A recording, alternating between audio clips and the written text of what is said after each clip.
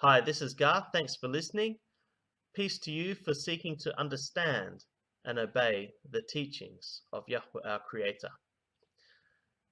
My apologies for any errors in the translation or my reading of it.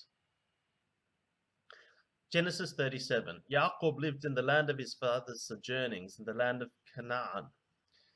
These are the generations of Jacob.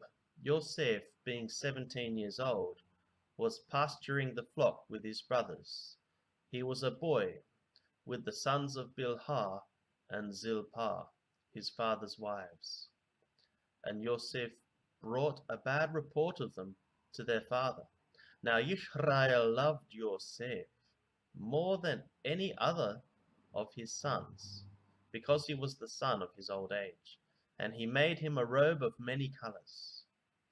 But when his brothers saw that their father loved him more than all his brothers, they hated him and could not speak peacefully to him. Now Yosef had a dream, and when he told it to his brothers, they hated him even more. He said to them, "Hear this dream that I have dreamed. Behold, we were binding sheaves in the field, and behold, my sheaf arose and stood upright, and behold, your sheaves gathered around it and bowed down to my sheaf."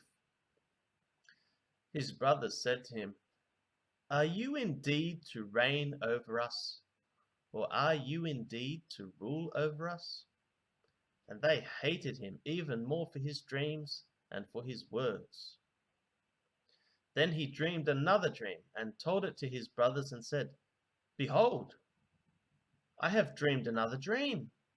Behold, the sun, the moon, and 11 stars were bowing down to me." But when he told it to his father and to his brothers, his father rebuked him and said to him, "What is this dream that you have dreamed? Shall I and your mother and your brothers indeed come to bow ourselves to the ground before you?" And his brothers were jealous of him, but his father kept the saying in mind. Now his brothers went to pasture their father's flock near Shechem. And Yisrael said to Yosef, "Are not your brothers pasturing the flock at Shechem? Come, I will send you to them." And he said to him, "Here I am." So he said to him, "Go now, see if it is well with your brothers and with the flock, and bring me word." So he sent him from the valley of Hebron, and he came to Shechem. And a man found him wandering in the fields, and the man asked him, "What are you seeking?" "I am seeking my brothers," he said. "Tell me, please, where they are pasturing the flock." And the man said, "They have gone away, for I heard them say, 'Let us go to Dothan.'" So Yosef went after his brothers and found them at Dothan. They saw him from afar, and before he came near to them, they conspired against him to kill him. They said to one another, "Here comes this dreamer. Come now, let us kill him and throw him into one of the pits. Then we will say that a fierce animal has devoured him, and we will see what will become of his dreams." But when Reuben heard it, he rescued him out of their hands, saying, "Let us not take his life." And Reuben said to them, "Shed no blood. Throw him into this pit here in the wilderness, but do not lay a hand on him, that he might rescue him out of their hand, to restore him to his father."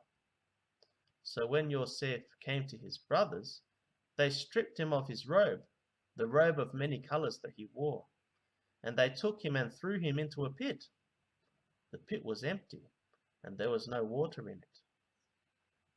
Then they sat down to eat, and looking up they saw a caravan of Yishmaelim coming from Gilead, with their camels bearing gum, balm, and myrrh, on their way to carry it down to Mizraim, Egypt. Then Yehudah said to his brothers, "What profit is it if we kill our brother and conceal his blood? Come, let us sell him to the Ishmaelim, and let not our hand be upon him, for he is our brother, our own flesh." And his brothers listened to him. The Midianite traders passed by, and they drew Yosef up and lifted him out of the pit and sold him to the Ishmaelim for 20 shekalim of silver. They took Yosef to Mizraim, Egypt. When Reuben returned to the pit and saw that Yosef was not in the pit, he tore his clothes and returned to his brothers and said, "The boy is gone, and where shall I go?" Then they took Yosef's robe and slaughtered a goat and dipped the robe in the blood. And they sent the robe of many colors and brought it to their father and said, "This we have found. Please identify whether it is your son's robe or not." And he identified it and said, "It is my son's robe. A fierce animal has devoured him. Yosef is without doubt torn to pieces." Then Yaakov tore his garments and put sackcloth on his loins and mourned for his son many days. And his sons and all his daughters rose up to comfort him, but he refused to be comforted and said, "No, I shall go down to Sheol to my son, mourning." Thus his father wept for him. Meanwhile, the Midianim had sold him in Mizraim, Egypt, to Potiphar, an officer of Paro, Pharaoh, the captain of the guard.